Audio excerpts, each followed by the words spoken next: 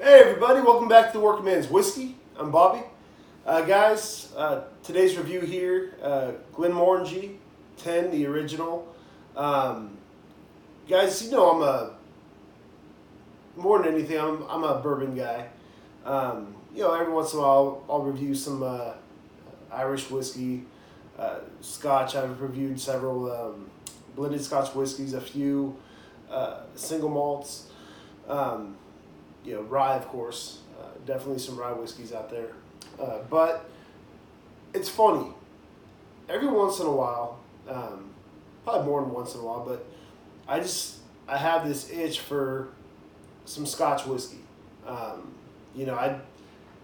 just be sitting there, at work or wherever, and be like, you know what? I'm gonna go home today. I don't feel like bourbon. It's gonna be Scotch, and I've always looked for a good everyday drinker as far as Scotch goes. There's a lot of good blended Scotch whiskeys out there. A lot of great single malts out there. But when I think of an everyday sipper, I think of one that I can actually afford. It has to be affordable to be an everyday sipper type thing. And something that's gonna, last you a good little while. I mean, as a sipper, especially during the week, you don't want to be sipping on too much at once. But I've looked, I've had several very good ones, but went back through some of my old comments on different videos, and a few people recommended Glenmorangie 10. I'd had it a long time ago, but it was like at a friend's house, and I couldn't really remember it too well because there were probably more than a few drinks going around that night. But wanted to try it out again and see what we had here. There's a lot of really good ones out there as far as things that I would buy over and over again, but Glenmorangie 10 here. This one was like $25 on sale. I think the regular price around here is under $30, so we're right around $30. So good affordable bottle. So wanted to see if it was kind of worth the not the hype, but just what people were saying about it. Recommending it as a very good everyday drink. So let's see what we have here with Glenmorangie, guys. They've been around a long time, by the way. 1843. It's one of those, a lot of bourbons, but a lot of Scotch especially has stood the test of time. And then this is one of them. It comes highly recommended by a lot of people. A lot of people I know who drink Scotch predominantly. This is one that they've talked about time and time again. So, again, guys, this is aged 10 years in American oak barrels. Let's see what we have here. Okay, won't do too much tonight.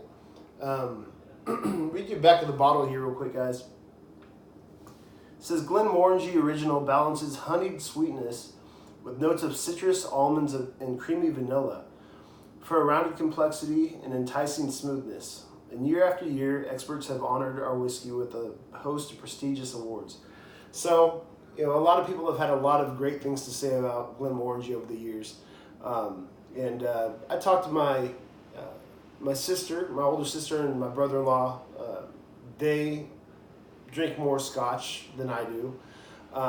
They're more into Scotch, less into bourbon. I'm kind of the other way around.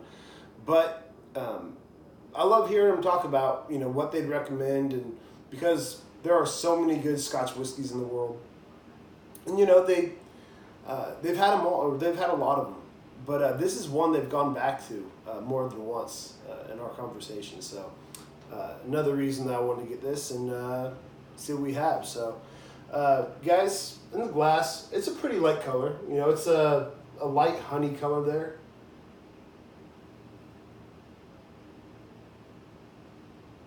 Legs are actually pretty slow. Some are They're all pretty.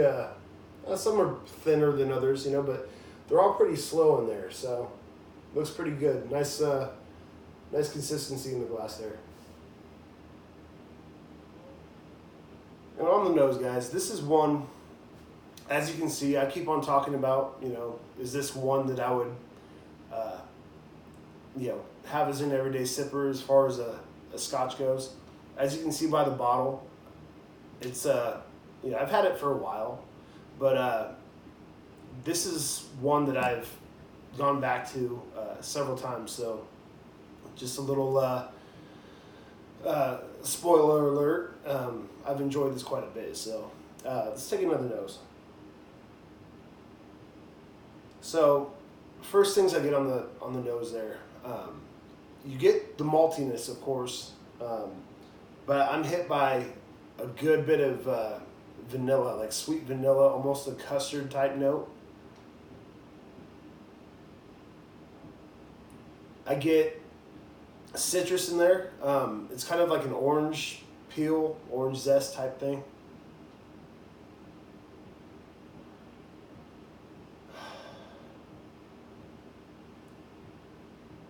Definitely got a floral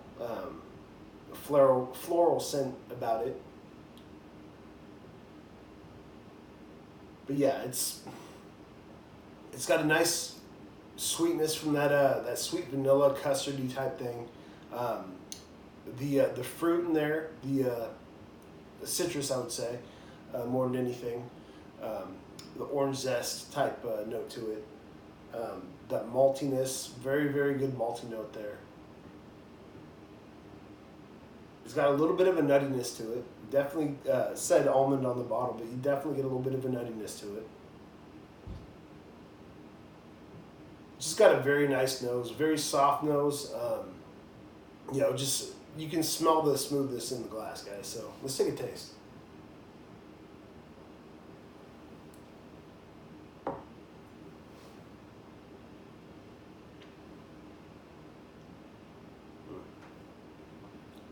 And there was, if I didn't mention it, there was a bit of a honey note on the nose, but it comes through even more on the palate. Definitely a good bit of honey on the palate. Going back to the floral note a little bit, almost a honeysuckle type note to it. More vanilla, definitely a good hint of vanilla in there. You know, just good sweet flavors, guys. Good floral notes in there. That maltiness is there. Let's take another sip.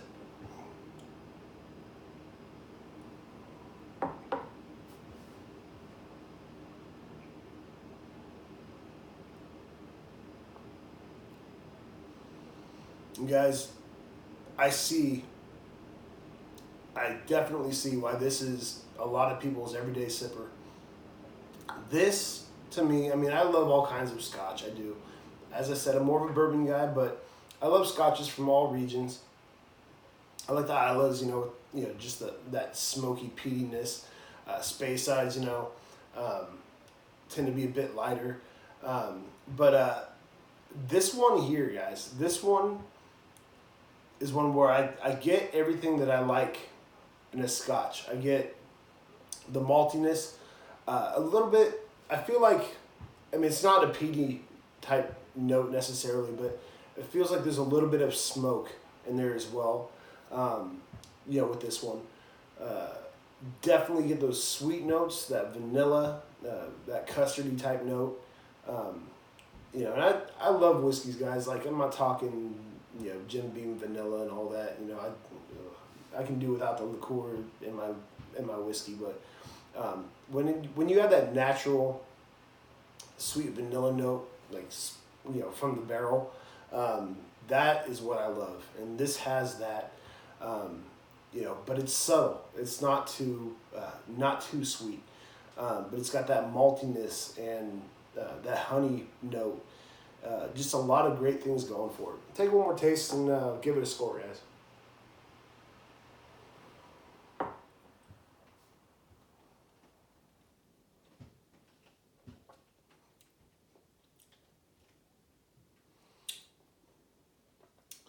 it's funny. I was just seeing if I could get anything else in there. There's almost a slight, and I'm not talking about like the way you get it in a bottle of Jack Daniels, but there's just a slight hint of banana somewhere in there, guys, in the back. So when you talk about, all these different notes you're getting, the honey, the floral, maltiness, nuttiness, that little bit of banana. There's just so many good things going on here. And they all work really well together. This one is definitely one that I'll be buying again. That $24.99 that I believe I got it for. What a deal. Glenmorangie. One more sip before the score.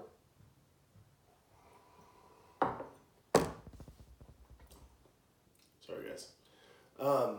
But this one, I'd give an 88 out of 100. I like it that much. It's a very, very good, I've seen people call it an entry-level scotch. I mean, maybe it is in the way, not that it's just for beginners, but this would probably be a good one, definitely, to get somebody who hasn't had scotch before to try it, and they would probably like this because it's light enough but flavorful enough where I can see you getting hooked on having this as your regular sipper. So Glenmorangie 10, very, very good stuff, guys. And as I said, $24.99 for this bottle. If you can find this bottle, I'd say for $35 and under, even up to $40, I'd probably pay that price. Really good stuff, guys, and that's it for now, guys. As I said, 88 out of 100. A lot of good stuff going on in this bottle here. So, hope you all enjoyed the review, guys. Look forward to talking to y'all soon. Please leave comments as always. Subscribe if you haven't already, and I'll be talking to you guys soon. Have a good week, and until next time, cheers.